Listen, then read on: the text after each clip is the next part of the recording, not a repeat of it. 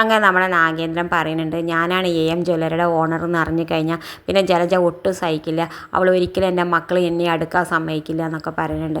എന്തായാലും പിന്നെ കാണിക്കണത് നമ്മുടെ അനി മുത്തശ്ശനോട് പറയുന്നുണ്ട്, എത്രയും പെട്ടെന്ന് ഏട്ടനും ഏടത്തിയമ്മ ഈ വീട്ടിലേക്ക് തിരിച്ചു വരണം എന്ന് പറയുന്നുണ്ട്. ആ സമയത്ത് മുത്തശ്ശൻ പറയുന്നുണ്ട്, എനിക്കങ്ങനെ തോന്നുന്നിടത്തോളം കാലം അവരിങ്ങോട്ട് തിരിച്ചു വരില്ല എന്നൊക്കെ പറയുന്നുണ്ട്. എന്താ മുത്തശ്ശൻ അങ്ങനെ പറയുന്നത്, എനിക്ക് എല്ലാ കാര്യവും എനിക്ക് അറിയാമെന്ന് പറയുന്നുണ്ട് നമ്മുടെ അനി.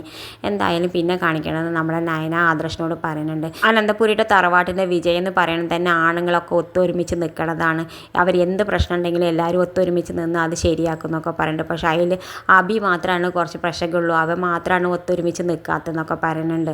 എന്തായാലും പിന്നെ കാണിക്കണത് നമ്മുടെ മുത്തശ്ശൻ ജലജോട് പറയുന്നുണ്ട്, ഞാൻ ഒരിക്കലും അടിച്ചിറക്കിയ ആൾ പിന്നെ ഇങ്ങോട്ട് തിരിച്ച് വന്നിട്ടുണ്ട് എൻ്റെ അടി കൊള്ളാൻ വേണ്ടിയിട്ടെന്ന് പറയുന്നുണ്ട്. ആ സമയത്ത് ജലജ പറയുന്നുണ്ട്, എന്താ വെച്ചാൽ പറയണേ എനിക്കൊന്നും മനസ്സിലാവണില്ല.